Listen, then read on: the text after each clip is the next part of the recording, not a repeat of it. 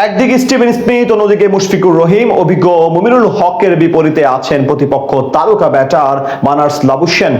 আগামী টেস্ট সিরিজে অস্ট্রেলিয়া ও বাংলাদেশের মধ্যে আসল লড়াইটা হবে মিডল অর্ডারে, যেখানে দুই দলের স্কোয়াডে আছে বেশ কিছু বড় নাম যারা পার্থক্য গড়ে দিতে পারেন ম্যাচের ফলাফলে।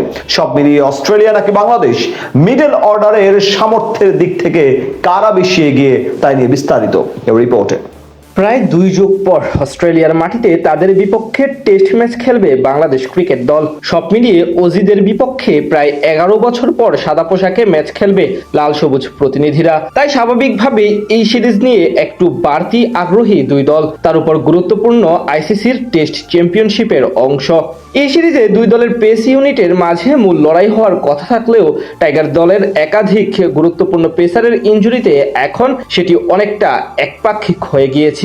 বিশেষ করে নাহিদ রানা এবং মিচেল স্টার্ক দ্বৈরথ দেখার অপেক্ষায় ছিলেন সবাই, কিন্তু ইনজুরির কারণে আপাতত প্রথম ম্যাচ খেলা হচ্ছে না রানার। তাই মূল ফাইট হবে এখন মিডল অর্ডার ব্যাটারদের মাঝে, কারণ এদিক থেকেই একমাত্র বাংলাদেশ ভালো অবস্থানে।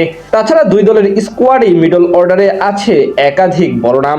এই সিরিজে ব্যাটিং অর্ডারে সবচেয়ে বেশি নজর থাকবে বাংলাদেশের মুশফিকুর রহিম এবং অস্ট্রেলিয়ার স্টিভেন স্মিথের মাঝে। দুই দেশের দুই সেরা তারকা তারা, তাই তাদের উপর অনেকখানি নির্ভর করবে দলীয় সাফল্য। আন্তর্জাতিক টেস্টে 10,763 রান করা স্মিথ এই শতাব্দীর অন্যতম সেরা ব্যাটার। 44টি অর্ধশতকের সাথে তার নামের পাশে আছে 37টি সেঞ্চুরি করার রেকর্ড। যদিও বাংলাদেশের বিপক্ষে তার দুই টেস্টে গড় কেবল 29.75, 50 করেছেন কেবল এক ইনিংসে।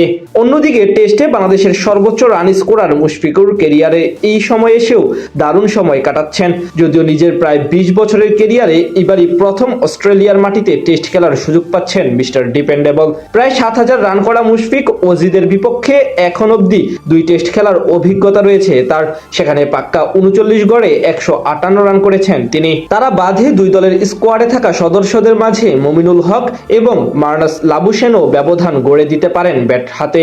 যদিও ঘরের বাইরে মুমিনুলের স্টেট তত বেশি সমৃদ্ধ নয়। 78 টেস্টে 5,131 রান করা মুমিনুল শেষ 5 সাদা বলের ক্রিকেটে করেছেন মোট 650। অন্যদিকে মার্নাস লাবুশেন সম্প্রতি ব্যাট হাতে তেমন ফর্মে নেই।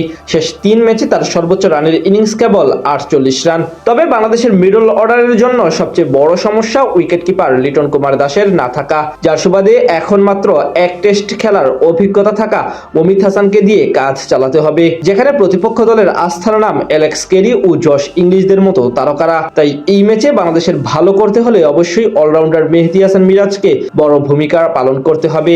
সব মিলিয়ে বলা চলে মুমিনুল হক এবং মুশফিকুর রহিম বাদে বাংলাদেশের আস্থা রাখার মতো নেই তেমন কেউ। অন্যদিকে নিজেদের ঘরের মাঠে এদিক থেকে বেশ খানিকটা নির্ভর অস্ট্রেলিয়া।